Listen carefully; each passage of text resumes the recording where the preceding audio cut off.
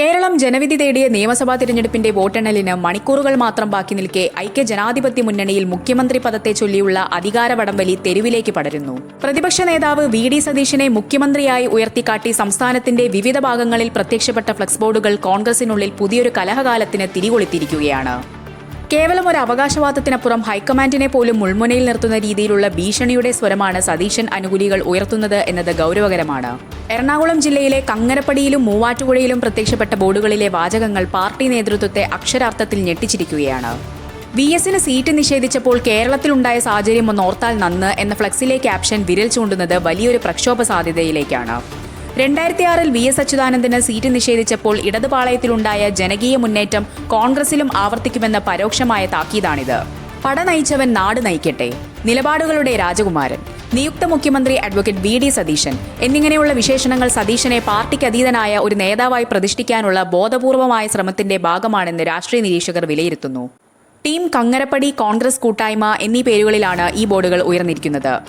യു.ഡി.എഫിലെ കരുത്തരായ മുസ്ലിം ലീഗിന്റെ പിന്തുണ വി.ഡി. സതീശന് ഉറപ്പായെന്ന വാർത്തകൾ പുറത്തുവന്നതാണ് സതീശൻ പക്ഷത്തെ കൂടുതൽ പ്രകോപനപരമായ നിലപാടുകളിലേക്ക് നയിക്കുന്നത്. ലീഗ് നേതൃത്വം സതീശനെ പിന്തുണയ്ക്കുന്നതിലുള്ള ആത്മവിശ്വാസമാണ് മുഖ്യമന്ത്രി പദത്തിനായി ഇത്രയും പരസ്യമായ അവകാശവാദം ഉന്നയിക്കാൻ അണികളെ പ്രേരിപ്പിക്കുന്നത്. എന്നാൽ സതീശനെ അനുകൂലിച്ചുള്ള ലീഗ് നീക്കത്തിനെതിരെ മലപ്പുറം ജില്ലയിൽ പ്രതിഷേധമുയരുന്നത് മുന്നണിക്കുള്ളിൽ പുതിയൊരു ചേരിതിരിവിന് കാരണമായിട്ടുണ്ട്. മുസ്ലിം ലീഗിനെതിരെ മലപ്പുറത്ത് പ്രത്യക്ഷപ്പെട്ട പോസ്റ്ററുകൾ കോൺഗ്രസിനുള്ളിലെ ഗ്രൂപ്പ് പോര് മുന്നണി ബന്ധത്തെയും ബാധിച്ചു തുടങ്ങിയതിന്റെ തെളിവാണ്.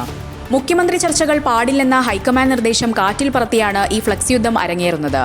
തിരഞ്ഞെടുപ്പിൽ കോൺഗ്രസ് ജയിക്കാൻ കാരണം സതീശനാണെന്ന് സ്ഥാപിക്കുന്ന ചോദ്യങ്ങളാണ് പലയിടത്തും ഫ്ലക്സുകളിൽ ഉള്ളത്.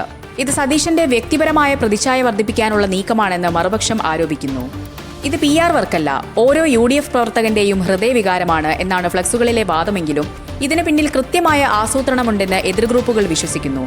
വോട്ടെണ്ണലിന് മുൻപേ വിജയമുറപ്പിച്ച മട്ടിലുള്ള ഈ നീക്കങ്ങൾ തിരിച്ചടിയാകുമോ എന്ന ഭയത്തിലാണ് ഒരു വിഭാഗം നേതാക്കൾ. സതീശൻ പക്ഷം കളം നിറയുമ്പോൾ മറുഭാഗത്ത് കെ.സി. വേണുഗോപാലിനും രമേശ് ചെന്നിത്തലയ്ക്കും വേണ്ടിയുള്ള നീക്കങ്ങളും സജീവമാണ്. സതീശനെ പ്രതിരോധിക്കാൻ കണ്ണൂരിലും ഇടുക്കിയിലും സതീശൻ വിരുദ്ധ ഫ്ലക്സുകൾ പ്രത്യക്ഷപ്പെട്ടു കഴിഞ്ഞു. ഇത് ഗ്രൂപ്പ് പോര് സംസ്ഥാന വ്യാപകമാകുന്നതിന്റെ സൂചനയാണ്. കെ.സി. വേണുഗോപാലിന്റെയും ചെന്നിത്തലയുടെയും പ്രവർത്തനങ്ങൾ വിവരിക്കുന്ന ഡോക്യുമെന്ററികളും പോഡ്കാസ്റ്റുകളും പുസ്തകങ്ങളും സോഷ്യൽ മീഡിയയിൽ പ്രചരിക്കുന്നത് മറ്റൊരു തലത്തിലുള്ള പ്രചാരണ യുദ്ധത്തിനാണ് വഴി തുറന്നിരിക്കുന്നത്.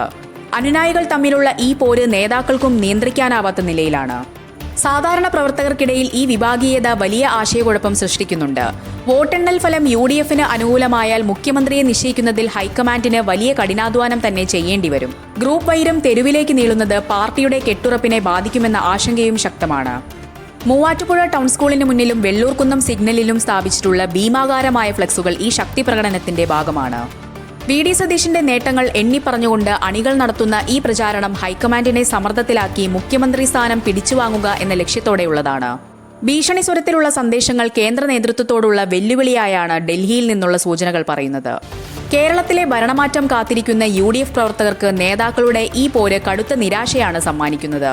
ഭരണം ലഭിക്കുന്നതിന് മുൻപേ കസേരയ്ക്ക് വേണ്ടി കലഹിക്കുന്നത് ജനങ്ങൾക്കിടയിൽ തെറ്റായ സന്ദേശം നൽകുമെന്ന വിമർശനം ഒരു വിഭാഗം മുതിർന്ന കോൺഗ്രസ് നേതാക്കൾ ഉയർത്തുന്നുണ്ട്. എന്തായാലും വോട്ടെണ്ണൽ പൂർത്തിയാകുന്നതോടെ കോൺഗ്രസിൽ ഒരു രാഷ്ട്രീയ ഭൂകമ്പത്തിനുള്ള സാധ്യതകളാണ് ഇപ്പോൾ തെളിയുന്നത്. വി.ഡി. സതീശൻ ഉയർത്തുന്ന ഈ പരോക്ഷമായ വെല്ലുവിളി ഹൈക്കമാൻഡ് എങ്ങനെ നേരിടുമെന്നും യു.ഡി.എഫ് ജയിച്ചാൽ മുഖ്യമന്ത്രി കസേര ആർക്ക് ലഭിക്കുമെന്നുള്ള കാര്യത്തിൽ വരും ദിവസങ്ങളിൽ നിർണായകമായ തീരുമാനങ്ങളുണ്ടാകും.